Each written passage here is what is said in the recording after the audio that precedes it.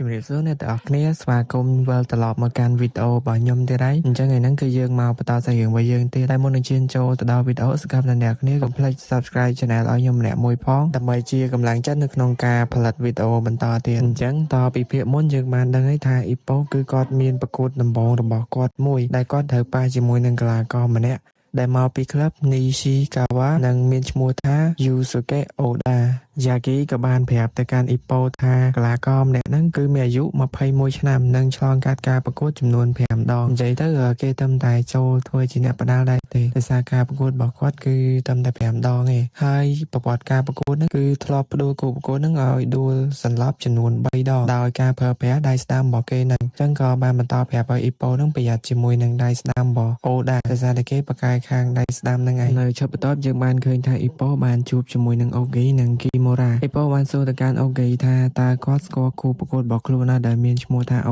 ូដាហ្នឹងអូហ្គីក៏បាននិយាយប្រាប់ថាគាត់ស្គាល់ថាអាប៉េអូដាហ្នឹងគឺនៅកម្រិតជាមួយនឹងអូហ្គីផងដែរប៉ុន្តែបន្ទាប់ពីគាត់អត់ជោគជ័យនៅក្នុងកម្រិតហ្នឹងអញ្ចឹងគាត់ក៏បានចោលខវិញមួយកម្រិតដើម្បីប្រកួតជាមួយនឹងអ៊ីប៉ូប្រសិនបើគេប្រកួតឈ្នះអ៊ីប៉ូឬក៏កម្រិតនៅក្នុងអ៊ីប៉ូហ្នឹងងាយស្រួលប្រកួតជាងកម្រិតរបស់អូហ្គីអញ្ចឹងទៅប៉ុន្តែអូហ្គីក៏បានផ្ដាំផ្ញើទៅកាន់អ៊ីប៉ូថាដោយសារតែគេមានប្រវត្តិប្រកួតច្រើនអញ្ចឹងហើយរៀងពិបាកបន្តិចហើយសម្រាប់អ៊ីប៉ូអញ្ចឹងក៏បានឲ្យអ៊ីប៉ូហ្នឹងខំប្រឹងប្រែងឡើងតោះឥឡូវហ្នឹងយើងងាកទៅមើលក្លឹប Nishikawa វិញម្ដងដែលពេលនេះគ្រូប្រវត្តិនៅក្លឹបហ្នឹងគឺបានស្វែងរកអូដាដើម្បីទៅកាន់គាត់អញ្ចឹងណាព្រោះថាអូដាហ្នឹងគឺចិត្តប្រកួតជាមួយនឹងអ៊ីប៉ូហើយប៉ុន្តែអាប៉េអូដាហ្នឹងអត្តចរិតរបស់គាត់គឺគាត់តែងតែលួចទៅដើរលេងជានិច្ចនៅពេលដែលគ្រូប្រវត្តិមហោហ្នឹងគឺអត់បានជួបអូដានោះទេអ្នកហាត់នៅក្នុងក្លឹបហ្នឹងក៏បានប្រាប់ទៅកាន់លោកគ្រូប្រវត្តិនៅនឹងវិញថាអូដាបានចេញទៅក្រៅហ្នឹងអស់រយៈពេលមួយសតួរហើយមិនដឹងទៅណាទៅណីនោះទេព្រោះពួកគេក៏អត់បានឃើញអូដាហ្នឹងមកប្រខាត់ដែរចំណែកឯអូដា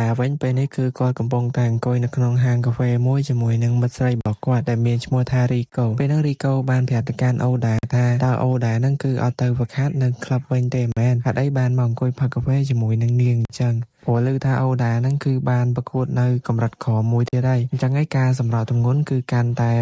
ែត្រូវសម្រក់ទៀតហើយអញ្ចឹងហើយបើថាមកអង្គុយហូបកាហ្វេអញ្ចឹងសម្រក់មិនបានទៅអូដាក៏បាននិយាយថាគ្រាន់តែរឿងប៉ុណ្្នឹងសោះអត់ពិបាកអីសម្រាប់គ្រាន់តែរត់អីចាញ់យើទិញទៅទម្ងន់របស់គាត់វានឹងស្រកឲ្យនិយាយទៅគាត់និយាយអីចេញមកស្រួលស្រួលហើយផុយអញ្ចឹងហ្មងរីកូហ្នឹងមិនខ្លាចថាគាត់ចាញ់អ៊ីប៉ូហ្នឹងទេគាត់មិនចាញ់នោះទេការប្រកួតមួយហ្នឹងច្បាស់លាស់គាត់នឹងឈ្នះជឿមិនខាននោះឡើយនិយាយទៅគាត់ជឿជាក់លើខ្លួនឯងមែនតើថាសមត្ថភាពរបស់គាត់គឺពិតជាខ្លាំងហើយនឹងឈ្នះនៅក្នុងការប្រកួតមួយហ្នឹងតែយើងមិនទាន់ដឹងទេយើងមានតែចាំមើលថាគាត់អាចយកឈ្នះនៅក្នុងការប្រកួតមួយហ្នឹងដោយសម្ដីរបស់គាត់ដែលបានអួតអត់នៅពេលដែលគាត់កំពុងតែអង្គុយផឹកកាហ្វេសុកគ្រូបង្វឹករបស់គាត់ហ្នឹងក៏បានមកគាត់ឃើញហើយគាត់ក៏ត្រូវជាឪពុករបស់រីកូនៅពេលហ្នឹងលោកគ្រូបង្វឹកបដាល់ខឹងទៅកាន់អូដានឹងខ្លាំងមែនតើដោយសារតែគាត់ហ្នឹងគឺតែងតែលួចដើរលេងមិនថានៅកម្រិតខ្ពស់ឬក៏ខាងក្លឹបបដាល់បានទម្លាក់កម្រិតរបស់គាត់មកក្រៅមួយកម្រិតទៀតក៏គាត់នៅតែអត់ខំប្រឹងដែរគាត់បាននិយាយទៀតថាម្ចាស់ក្លឹបបានផ្ដល់ឱកាសឲ្យអូដាដើម្បីស្រោចស្រង់នៅកេរ្តិ៍ឈ្មោះរបស់គាត់មកវិញទើបឲ្យឱកាសគាត់នឹងបានប្រកួតជាមួយនឹងអ៊ីប៉ូប៉ុន្តែផ្ទុយទៅវិញអូដាគឺអត់ខំប្រឹងទេគាត់នៅតែបន្តលួចដើរលេងនៅពេលហ្នឹងគាត់ក៏ខឹងជាមួយនឹងកូនស្រីរបស់គាត់រីកូផងដែរប៉ុន្តែរីកូគាត់ក៏បាននិយាយថាគាត់គ្រាន់តែជួបអូដាដោយចៃដន្យនោះទេហើយក៏ប្រពោះគ្នាមកហូបកាហ្វេនៅទីហ្នឹងទៅលោកគ្រូបង្វឹកបដាល់នៅតែខឹងសម្បាទៅកាន់អូដាដដែលហ្នឹងហើយបានឲ្យអូដាហ្នឹងខំប្រឹងឡើងហើយនេះគឺជាឱកាសចុងក្រោយរបស់គាត់ហើយបើសិនជាការប្រកួតនឹងចាញ់គាត់ឮថាខាងក្លឹបនឹងមិនបន្តរៀបចំការប្រកួតឲ្យមកកាន់អូដាទៀតនោះឡើយហើយក៏បាននិយាយប្រាប់អូដានៅខឹងជាមួយនឹងការប្រកួតចុងក្រោយនោះតើមែនឬអត់នៅពេលដែលអូដាចាញ់ហ្នឹងគាត់បាននិយាយអះអាងថាគាត់ចាញ់គូប្រកួតរបស់គាត់ហ្នឹងដោយសារតែអាប៉េហ្នឹងគឺកិច្ចចោលកិច្ចឡើងព្រមវាយប្រហារតទល់ជាមួយនឹងគាត់ទេទើបធ្វើឲ្យគាត់ហ្នឹងចាញ់ដោយសារពិន្ទុបើសិនជាវាយតទល់មុខគ្នាមួយស្មើអាប៉េមួយហ្នឹងគឺអាចឈ្នះគាត់បាននោះឡើយហើយនឹងនិយាយបន្តអួតអំពីខ្លួនឯងហ្នឹងថាកណាប់ដៃស្ដាំរបស់គាត់ហ្នឹងគឺខ្លាំងអស្ចារ្យណាស់ពេលនោះបើសិនជាគាត់អាច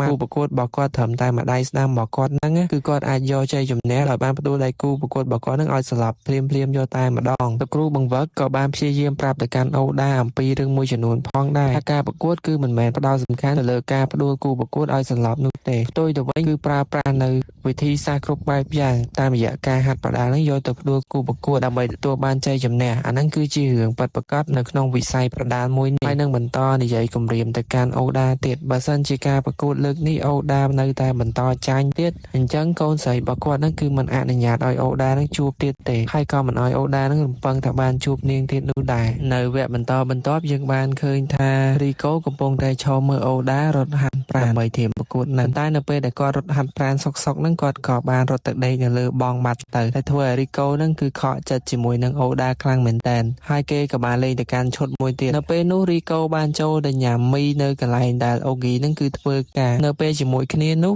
គីម៉ូរ៉ាអ៊ីប៉ូនិងកាតាម៉ូរ៉ាក៏បានមកដល់ហាងនឹងផងដែរលោកពេលទៅដល់ទីនឹងយើងឃើញថាអ៊ីប៉ូគាត់នៅតែបារម្ភអំពីការប្រកួតបន្តរបស់គាត់ដែលត្រូវប៉ះជាមួយនឹងអូដានឹងកាតាម៉ូរ៉ានិងអូហ្គីបានព្យាយាមលើកទឹកចិត្តទៅកាន់អ៊ីប៉ូនឹងឲ្យឈប់ភ័យខ្លាចទៅព្រោះអីយូស៊ូកេអូដានឹងគឺអត់មានចាស់អីនោះទេគាត់ចេះតែកវីបានតែប្រមាណទឹកនឹងហើយទម្លាប់ការប្រកួតរបស់អូដានឹងឲ្យទៅដល់ទឹកទី3គាត់ដឹងតែអស់កម្លាំងហើយគ្មានអ្វីតទល់ជាមួយនឹងអ៊ីប៉ូទេនោះទេហើយប្រាប់ឲ្យអ៊ីប៉ូឈប់បារម្ភអំពីការប្រកួតនេះទៅនៅពេលនោះដោយសារតែឃើញអ៊ីប៉ូភ័យអត់បានអូខេក៏បានអះអាងខ្លួនឯងថាគាត់នឹងគឺជាគ្រូទាយហើយគាត់ទាយឈុតហើយក៏បានទាយឲ្យអ៊ីប៉ូបន្ទាប់ពីទាយរួចគាត់ក៏បាននិយាយប្រាប់ទៅកាន់អ៊ីប៉ូនឹងឲ្យឈប់ភ័យទៅតាមអ្វីដែលគាត់ទាយនឹងអ៊ីប៉ូនៅក្នុងការប្រកួតនឹងគឺគាត់ឈ្នះដាច់តែម្ដងអ៊ីប៉ូនឹងគាត់ឆោតគាត់សួរថាតើប្រកាសមែនអត់តែធ្វើឲ្យកតាមូរ៉ាសើចចំអកទៅកាន់អ៊ីប៉ូមែនតែនដែលនៅពេលនោះសម្ដីដែលពួកគេនិយាយតាក់ទងនឹងអូដានឹងគឺធ្វើឲ្យរីកូនៅទីនឹងក៏បានលឺដែរលុះនៅពេលដែលចេញពីហាងវិញរីកូក៏បានជួបជាមួយនឹងអូដាដែរនឹងបានសួរទៅកាន់អូដាថាអូដានឹងហាត់ចប់ហើយមែនតែ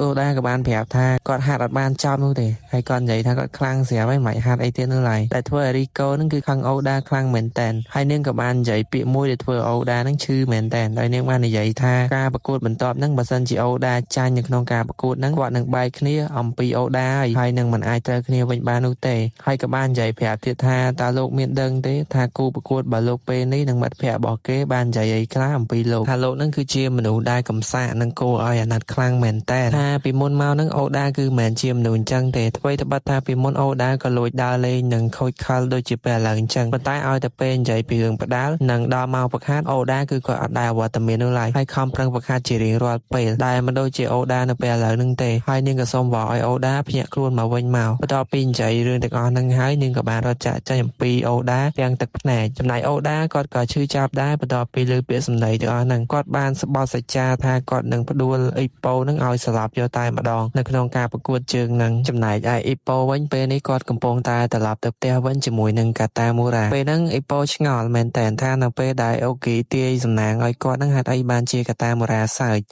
កាតាម៉ូរ៉ាក៏បានប្រាប់ទៅកាន់អ៊ីប៉ូវិញថារាល់ការទាយសំណាងរបស់អូគីនឹងគឺតែងតែផ្ទុយសាឡាអំពីអ្វីដែលគាត់ទាយចឹងបានន័យថាអ៊ីប៉ូនឹងគឺអាចមានភាគរយច្រើននៅក្នុងការចាញ់ការប្រកួតមួយហ្នឹងតែធ្វើឲ្យអ៊ីប៉ូនឹងគឺរត់តែភ័យគុណ2ទៀតហើយហាគ្នាពងភ័យយ៉ាងនៅនិយាយចឹងទៀតចំណែកនៅថ្ងៃបន្ទាប់យើងបានឃើញថាអូដានឹងបានទៅក្លាប់ហាត់ផ្ដាល់ហើយគាត់បានស្នើសុំទៅកាន់គ្រូបង្វឹកឲ្យបង្ហាត់មកកាន់គាត់អូដាបានព្យាយាមឲ្យលោកគ្រូបង្វឹកហាត់មកកាន់គាត់ឲ្យប្រើប្រាស់ដៃស្ដាំធ្វើម៉េចវាយឲ្យចំក្រាមុខរបស់អ៊ីប៉ូដែលធ្វើឲ្យលោកគ្រូនឹងគឺគាត់ហួសចិត្តមែនតើគាត់នៅតែគិតថាអូដានឹងព្យាយាមប្រកួតធ្វើម៉េចក៏ដោយប្រើប្រាស់ដៃស្ដាំដើម្បីផ្ដួលគូប្រកួតតែគាត់អត់ដែលគិតថាចង់ចេះដៃឆ្វេងឬក៏តិចនៃប្រកួតផ្សេងទៀតនោះទេបន្ទាប់ពីឮលោកគ្រូនិយាយប្រាប់បែបហ្នឹងអូដាក៏បានសម្របខ្លួនទៅតាមសម្ដីរបស់លោកគ្រូខ្លួនពេលនេះគឺគាត់អត់ខ្វល់ទេគាត់ចង់ឲ្យតែបង្ហាត់ខ្ញុំធ្វើម៉េចឲ្យអាចផ្ដួលអ៊ីប៉ូនឹងបានមិនថាការឈ្នះដោយ KO ឬក៏មិនក៏ដោយសំខាន់គឺគាត់ចង់ឈ្នះនៅក្នុងការប្រកួតមួយនឹងពិតមែនលោកគ្រូបង្វឹកបន្ទាប់ពីបានឃើញការតាំងចិត្តរបស់អូដាបែបហ្នឹងហើយគាត់ក៏សប្បាយចិត្តដែរហើយក៏បាននិយាយថាអញ្ចឹងចាំថ្ងៃស្អែកឯងមកម្ដងទៀតមកយើងនឹងបង្ហាត់ឯងអូដាក៏មិនយល់ព្រមដែរគាត់បាននិយាយថាគាត់ចង់បង្ហាត់នៅក្នុងថ្ងៃហ្នឹង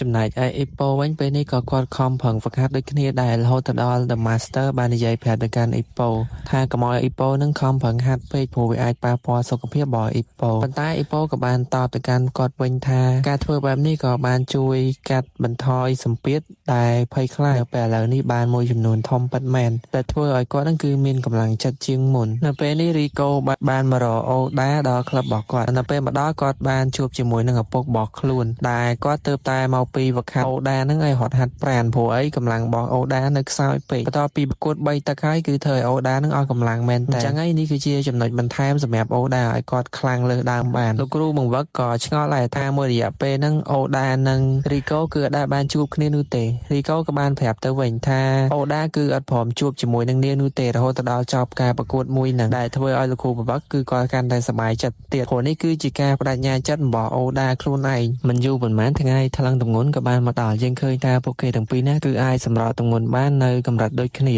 បន្ទាប់ពីថ្លឹងទម្ងន់រួចយើងបានឃើញថា The Master បានព្យាយាមឲ្យអ៊ីប៉ូទៅនិយាយរាក់ទាក់ជាមួយនឹងអូដាប៉ុន្តែនៅពេលទៅដល់អូដានឹងគឺអត់បាននិយាយឲ្យអ៊ីប៉ូទេទោះបីជាអ៊ីប៉ូព្យាយាមសួរនាំទៅកាន់អូដាប៉ុន្តែគាត់អត់ព្រមឆ្លើយតបមកកាន់អ៊ីប៉ូវិញឡើយសម្ដីដែលគាត់បាននិយាយចេញមកគឺគាត់បានថាគាត់នឹងបង្ហាញឲ្យអ៊ីប៉ូឃើញថាណាគេជាមនុស្សដែលគួរអាណិតពិតប្រាកដបន្តមកថ្ងៃប្រកួតក៏បានមកដល់នៅពេលហ្នឹងអ៊ីប៉ូគឺគាត់ភ័យមែនតើដោយសារនេះគឺជាលើកទី1របស់គាត់ដែលមកកាន់ឆាកធំបែបហ្នឹងប៉ុន្តែអ៊ីប៉ូគាត់ក៏ព្យាយាមសម្រួលអារម្មណ៍របស់គាត់ដោយគាត់គិតថាគាត់នឹងផ្ដោតសំខាន់ទៅលើការប្រកួតតែមួយមុខនោះទេហើយចំណែកសាច់រឿងរបស់យើងក៏បានចប់នៅត្រឹមហ្នឹងដែរអញ្ចឹងអ្នកគ្នាចង់ដឹងទេថាវគ្គក្រោយណាគេគឺជាអ្នកឈ្នះនៅក្នុងការប្រកួតមួយនេះកុំភ្លេចជួយ Subscribe ឲ្យ Channel របស់ខ្ញុំម្នាក់មួយផងណាដើម្បីតាមដានទស្សនានៅភាពបន្តទៀតសម្រាប់ខ្ញុំនៅក្នុងថ្ងៃហ្នឹងគឺមានតែប៉ុណ្្នឹងទេអរគុណអ្នកនរគ្នាមែនតើសម្រាប់ការតាមដានទស្សនា